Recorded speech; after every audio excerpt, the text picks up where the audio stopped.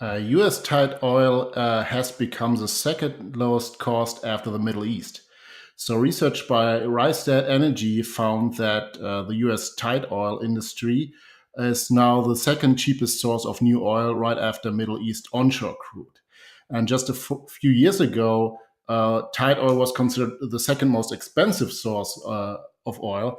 And now, as the cost for producing American shale has been reduced, the amount of recoverable oil has multiplied, of course. So this is how the reserves work. It's not the raw material; it's how much we are able to extract at competitive cost.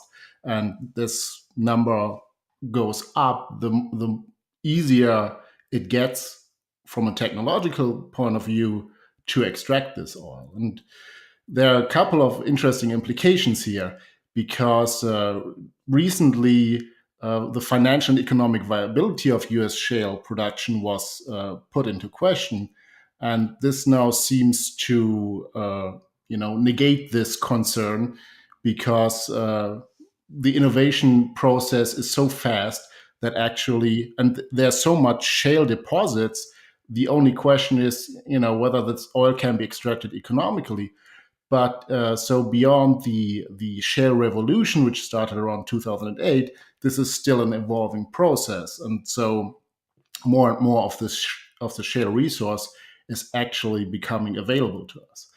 And so a commentator from Rystad also said that US shale is actually a short cycle investment. So the payback time for a shale project is quite competitive, which reduces the risk of investors in this area. So the US shale oil is actually more flexible than other uh, sources of oil.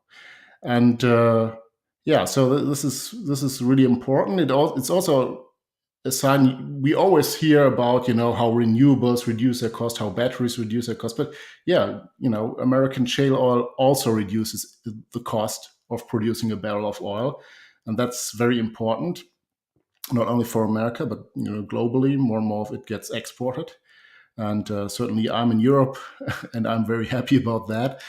Um, and so, one thing to think about is what would have been possible if industry wasn't presented with so many uh, obstacles by regulation. So, when we look at Colorado recently, that updated its laws and made it more difficult for new shale projects to come up, and so on. So, what would be possible if in America companies were really free to produce oil and gas, safely, but without arbitrary obstacles? So, I think maybe we are just seeing the beginning of the real revolution. So over time, there might be still room for improvement on the technology and on the geological knowledge and so on. One thing that's interesting and sad about this, because it's a good story, is that it's not more of a story. And I've been thinking a lot lately about how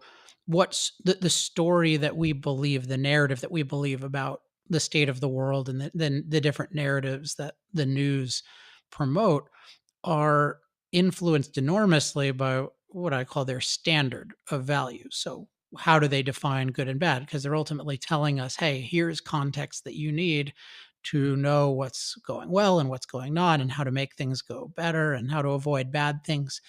And the standard that's so dominant is this idea of minimum environmental impact, that what we should be pursuing is a world where we impact nature, the environment, as they'll call it, as little as possible. And then they're looking at everything from that perspective, or at least just about everything industrial. So they'll look at, oh wow, we're having a lot of impact here, and that must be bad. And then we might have less impact here, and that's good. And part of what they ignore is all of the ways in which we have a lot of impact on our environment that are really, really good for human life, because their standard is not human life most of the time. It's minimum environmental impact. So when we're doing these things, like we're transforming these shale rocks into life-giving oil and gas, that's not considered very important or significant. And even it's considered negative often. But you think from a human flourishing perspective, if that's your standard, what could be more interesting than people figuring out more efficient ways to empower people? And that's really what the industry is doing. So there are all these people who are working really hard to find more efficient ways to empower people, which that makes everyone's life better, makes everyone more capable, and they're not getting credit for it. In fact, they're getting criticism for it. And you think I meet people all the time in industry who will talk about how it's tough for them to be on a plane, and it's tough for they meet a driver or something like that, and they get criticized, and it's hard to talk about what you do for a living, and you just think, well, these people are actually empowering people versus the what is the modern environmental movement doing? I mean, they're basically just shut most of what they're accomplishing is just shutting down and blocking things. So your standard just determines so much because it determines what you regard as important and how much you weigh things. So the standard we use just leads to a totally different evaluation of what the shale energy industry is doing.